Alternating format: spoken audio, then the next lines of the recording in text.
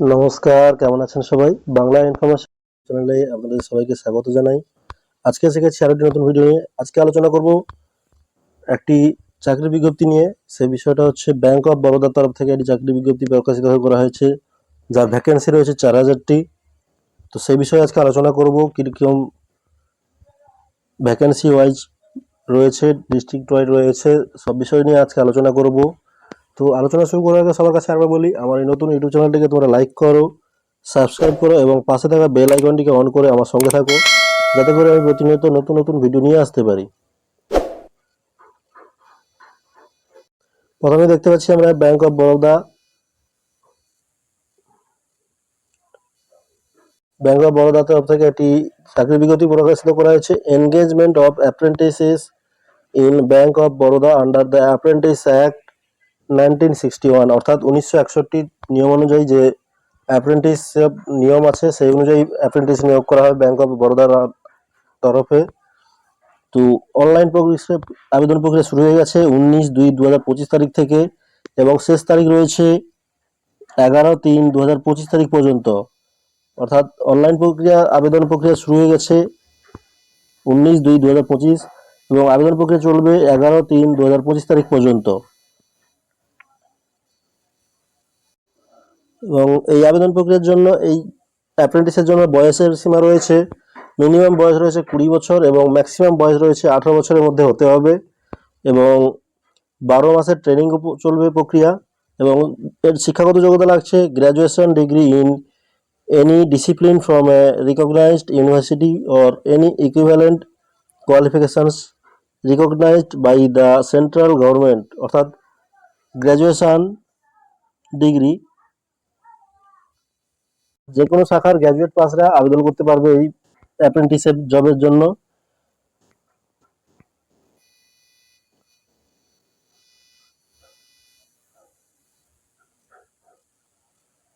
কোন কোন স্টেটের জন্য কতটি ভ্যাকেন্সি রয়েছে সমস্ত দেখানো রয়েছে এখানে। মোট 27টা স্টেটের জন্য ভ্যাকেন্সি রয়েছে। টোটাল ভ্যাকেন্সি রয়েছে 4000টি।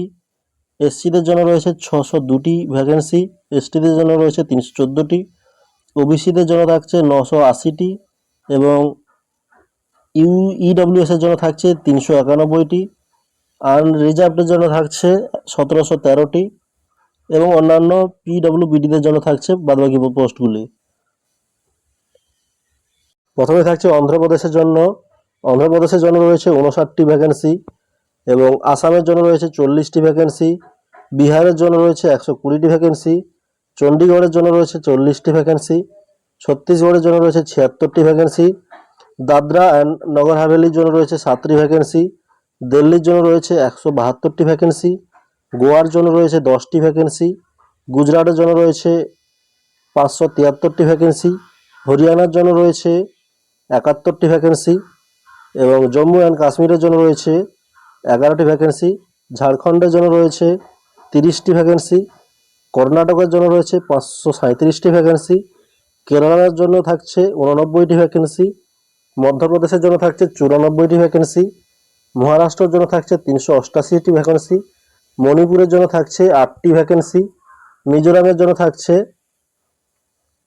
6টি ভ্যাকেন্সি, ওড়িশার জন্য থাকছে 50টি ভ্যাকেন্সি, পুদুচেরির জন্য থাকছে 10টি ভ্যাকেন্সি, পাঞ্জাবের জন্য থাকছে 132টি ভ্যাকেন্সি, রাজস্থানের জন্য থাকছে 320টি ভ্যাকেন্সি, তামিলনাড়ুর জন্য থাকছে 223টি ভ্যাকেন্সি, তেলেঙ্গানার জন্য থাকছে 193টি ভ্যাকেন্সি, উত্তরপ্রদেশের জন্য থাকছে 558টি ভ্যাকেন্সি, উত্তরাখণ্ডের জন্য থাকছে 30টি ভ্যাকেন্সি এবং ওয়েস্ট বেঙ্গলের জন্য থাকছে 153টি ভ্যাকেন্সি। এবং এই 153টি ভ্যাকেন্সির মধ্যে থাকছে এসসিদের জন্য থাকছে 35টি ভ্যাকেন্সি, এসটিদের জন্য থাকছে 7টি ভ্যাকেন্সি, ওবিসিদের জন্য থাকছে 33টি ভ্যাকেন্সি, ইডব্লিউএস ক্যান্ডিডেটদের জন্য থাকছে 15টি ভ্যাকেন্সি এবং আনরিজার্ভড অর্থাৎ জেনারেলদের জন্য থাকছে 63টি ভ্যাকেন্সি। সঙ্গে পিডব্লিউবিডিদের জন্য থাকছে 6টি ভ্যাকেন্সি।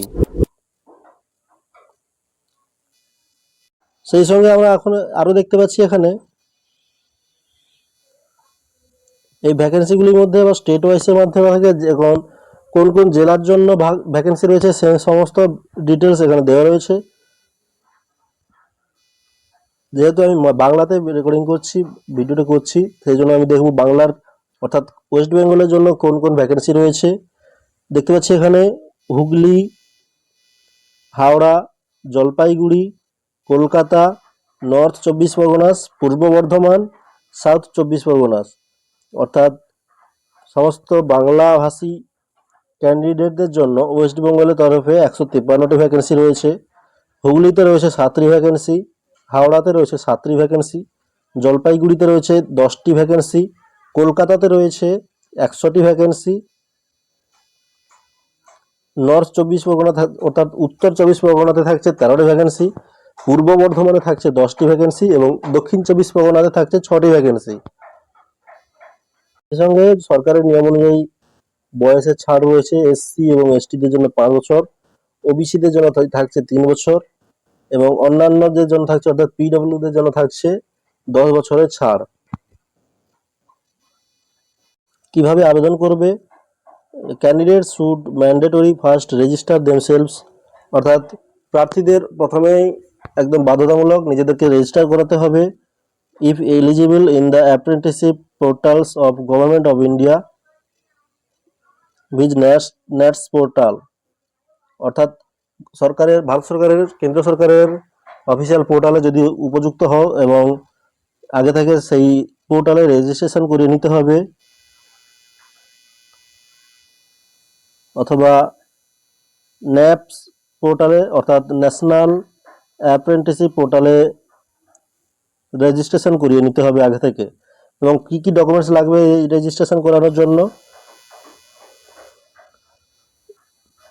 থাকছে colour scan copy of Aadhaar card front and back page, অর্থাৎ আধার কার্ডের সামনের এবং পেছনের দিকটা স্ক্যান করে রাখতে হবে 1 MBর মধ্যে। প্যান কার্ডের কপি রাখতে হবে 1 MBর মধ্যে। ইমেল আইডি থাকতে হবে এবং মোবাইল নম্বর থাকতে হবে। পাসপোর্ট সাইজ ফটোগ্রাফ রাখবে 1 MBর মধ্যে এবং মাধ্যমিক পাসের মার্কশিট লাগবে 1 MBর মধ্যে এবং উচ্চ মাধ্যমিক পাসের মার্কশিট লাগবে 1 MBর মধ্যে এবং গ্র্যাজুয়েশন ডিগ্রি মার্কশিট বা প্রভিশনাল সার্টিফিকেট লাগবে 1 MBর মধ্যে এবং ব্যাংক পাসবইয়ের জেরক্স কপি লাগবে 1 MBর মধ্যে এবং ক্যান্ডিডেটের সিগনেচার লাগবে 1 MBর মধ্যে এবং সবগুলো কপি কিন্তু কালারে স্ক্যান করে রাখতে হবে, কোনো ব্ল্যাক অ্যান্ড হোয়াইট করলে চলবে না, কালার কপি প্রয়োজন হচ্ছে এখানে। সিলেকশন প্রসেস কি থাকছে? সিলেকশন প্রসেস থাকতে প্রথমে অনলাইন এক্সামিনেশন, তারপরে থাকবে ডকুমেন্ট ভেরিফিকেশন এবং লাস্টে থাকবে টেস্ট অফ লোকাল ল্যাঙ্গুয়েজ, অর্থাৎ স্থানীয় ভাষার টেস্ট একটা হবে, তারপরেই থাকবে তোমাদের জয়েনিং লেটার দেওয়া হবে। তারপর দেখতে পাচ্ছি এখানে কোন কোন টেস্টে কত নম্বর রাখবে সেই রকম একটা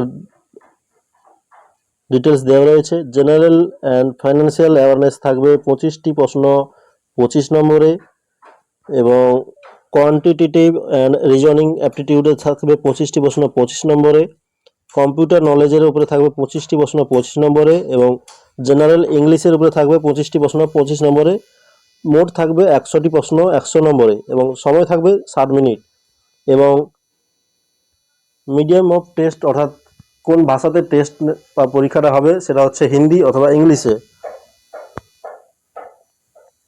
এখানে আরো বিষয় দেখতে পাচ্ছি, there will be no negative marks for wrong answer in the objective test, অর্থাৎ এখানে কোনো নেগেটিভ মার্কিং এর নেই, কোনো ভুল উত্তরের জন্য কোনো নেগেটিভ মার্কিং নেই, একদম পরিষ্কারভাবে উল্লেখ করা রয়েছে। সেই সঙ্গে এখানে দেখতে পাচ্ছি আমরা এখানে ট্রেনিং চলাকালীন প্রতি মাসের নির্দিষ্ট হারে স্টাইপেন্ড দেওয়া হবে। আরবান ব্রাঞ্চেস অর্থাৎ শহরে এলাকার ব্রাঞ্চের জন্য থাকবে 15,000 টাকা প্রতি মাসে এবং গ্রামীণ অঞ্চলের ব্রাঞ্চের জন্য থাকবে 12,000 টাকা প্রতি মাসে স্টাইপেন্ড থাকবে।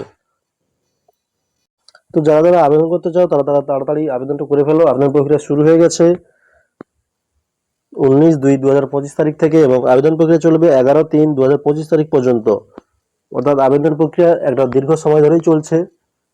তো তাড়াতাড়ি যারা যারা আবেদন করতে চাও তারা আবেদনটা করে ফেলো। তো বন্ধুরা, ভিডিওটি যদি ভালো লেগে থাকে তবে আমার এই ছোট্ট ইউটিউব চ্যানেলটিকে তোমরা লাইক করো, সাবস্ক্রাইব করো এবং পাশে থাকা বেল আইকনটিকে অন করে আমার সঙ্গে থাকো, যাতে করে আমি প্রতিনিয়ত নতুন নতুন ভিডিও নিয়ে আসতে পারি। সেই সঙ্গে যারা যারা সাবস্ক্রাইব করেছেন তাদেরকে অসংখ্য ধন্যবাদ জানাই।